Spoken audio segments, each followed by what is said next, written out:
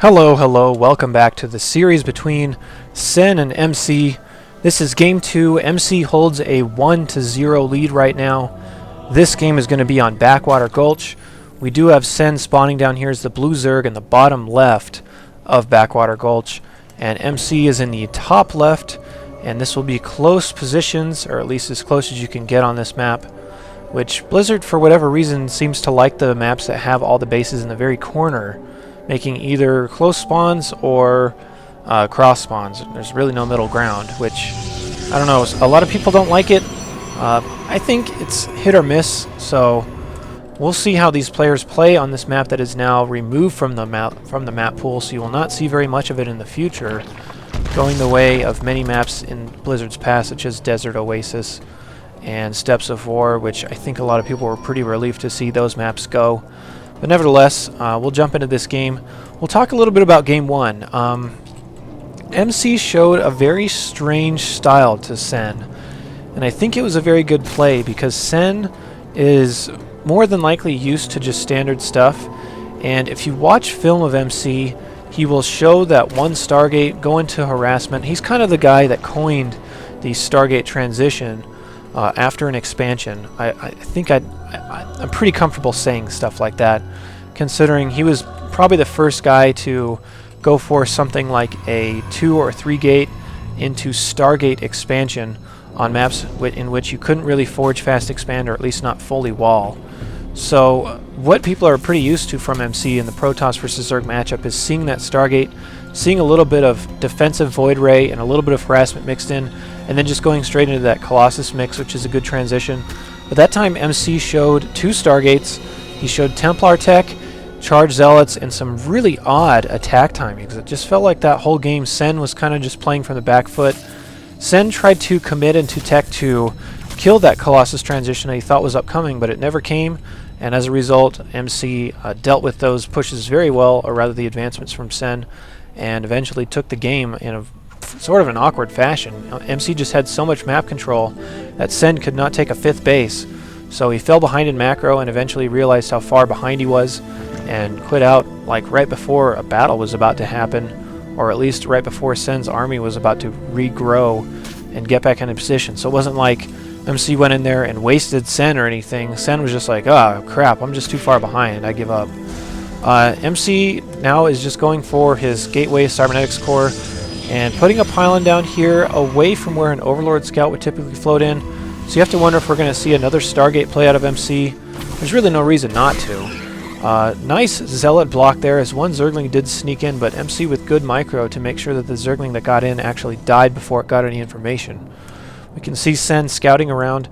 He only now knows where MC is because he was chasing that probe away, which I don't think he actually killed. No, he didn't. So MC is going to do a little bit of pressure here, or at least try to clear out these Zerglings from his base. And this is one thing you don't see many players do. It's pressure with this Stalker before Zergling speed can finish. So you can see he's got this small window of about 40 seconds where the Stalker can come in here, shoot drones, shoot queens, shoot Zerglings, just be annoying, and the Zerglings won't be able to catch it because they're too slow. So we'll see MC just come in here, poke at this queen just a little bit. If this queen dies, that's a really, really big deal, but I can't imagine it's going to. MC is posturing to take his expansion, and yes, he's only on 1 gateway right now. So this is a pretty risky expansion. Sen did go for a speedling expand, and this Stalker needs to be careful. If speed finishes, that Stalker is dead. There's no way it's getting away. You can see it now dying. MC just needs to try and position it so he can at least kill one Zergling if he can help it, but no, that Stalker goes down for free. So you can see he hit that timing in which the Stalker was able to get out there and do something, but he just didn't retreat it in time. Here comes the Stargate, as we were expecting, and he throws it down just right in front of his door. So it's a pretty easily scouted location in most circumstances. There is a small Zergling counterattack here to try and get in there and see what he could do. He does kill one probe, but MC's expansion should be pretty safe here. Sen's now trying to soften up that pylon a little bit, but he's not going to get too far with these sentries hanging around. And once this Stargate finishes, it's almost guaranteed that you're going to see a Void Ray out of there with the Phoenix to follow it up. Sen has pretty nice Overlord spreading. so that he is aware of whatever is going to be going on, so that a Void Ray is not just going to fly right past him and into his base unaccounted for. So Sen should get this scouting information before too long. So we can now see the Void Ray is on the way. So Sen is preparing with Spore Crawlers inside his main. These are kind of blind Spore Crawlers, as we can see, but they're both to take care of Dark Templar and Stargate units. And look at this, Sen going straight for the gold here at 740. So it's a pretty fast and very aggressive expansion. If MC catches wind of this with this Void Ray, with now the second Void Ray that's coming out, he will not be able to hold this expansion because his creep spreading is going to be a little bit behind. He doesn't have many queens on the field, or at least auxiliary queens, to deal with that. I think he actually only has 2. Let's check that out. Yeah, only 2 queens. So if MC figures out that that expansion is there and goes straight for it, Sen could be in a lot of trouble right now. MC is not making probes either for the time being. Now he restarts them. There's now going to be a third Void Ray on the field, and notice how MC has not shown anything yet because he feels like he doesn't need to. What MC is probably going to do, and this is why I think it's really scary of Sen to take this gold, at least from Sen's point of view, is MC will probably fly over here, check for a third here, not see anything, and that's, I mean, this is a pretty bad expansion for Zerg if they want to take it, because you're expanding toward the enemy. So he's probably going to check here, not see anything, maybe poke into the main a little bit, and then probably check over here for a third, and again not see anything, but this is really likely to be crossed by those Void Rays if he does take that path. But Sen may just get fortunate here and not have MC spotted. The 3 Void Rays are now in the base. There's 2 queens here to try to push this away, but if they engage these Void Rays straight up, they will lose, and MC's micro is good enough to not lose any of those should it come down to that. MC's trying to carry his charge from the extractor to the queens. Nice rerouting of the Spore Crawlers here from Sen to keep these Void Rays off of him. 1 queen does get lifted, and there's 1 Void Ray that's 1 hit away from death, so he needs to be really careful with that. Probably just send it home, which I think that's what he's doing. This queen's going to die. There's no Hydralisk on the field to push this away, so MC only gets 1 queen out of that. He doesn't lose anything, but he does take hull damage on that Void Ray. He still does not know about that central base, but these Phoenix actually might see it as they fly into the middle of the map, and the cat's now out of the bag. MC knows all about this expansion now. The creep is not quite connected, but Sen almost has it there so that he can defend that. So it looks like he bought himself enough time to keep that expansion up. Here comes that more expected Colossus transition, as we can see the Robo Bay coming down. A bunch more gateways are coming down as well. So MC is going to transition very likely into the more typical Colossus, Stalker, maybe some Phoenix here and there to deal with infestors. MC does pick off this Overlord that was trying to barf up creep to prevent this expansion from coming down anytime soon. So good pick off there. Sen is now pretty supply blocked, 108 over 94, so he needs to make like 3 Overlords to get himself out of the red. So we can see as soon as he did make the 2 Overlords, it did just put him right back into supply block territory. Here comes the Phoenix up here trying to poke around, see what they can get done. This is still a pretty large travel distance from Sen, so he needs to be kind of careful and not get into a position where MC lures all of his Hydralisks into this position and then comes stomping down with an army, making it so that the Hydralisks have a really awkward engagement angle. There's now a Baneling's Nest coming up, Overlord dropping coming up once again for Sen, so I think he was expecting this Colossus transition again. This time he's going to guess correctly, as there is a Colossus transition coming. I don't think he has any information to tip him off, other than just a severe lack of gateway units as opposed to the last game. Thermal Lance is also on the way. Here comes the Overlord Speed. The Phoenix are just poking around to see what they can get done.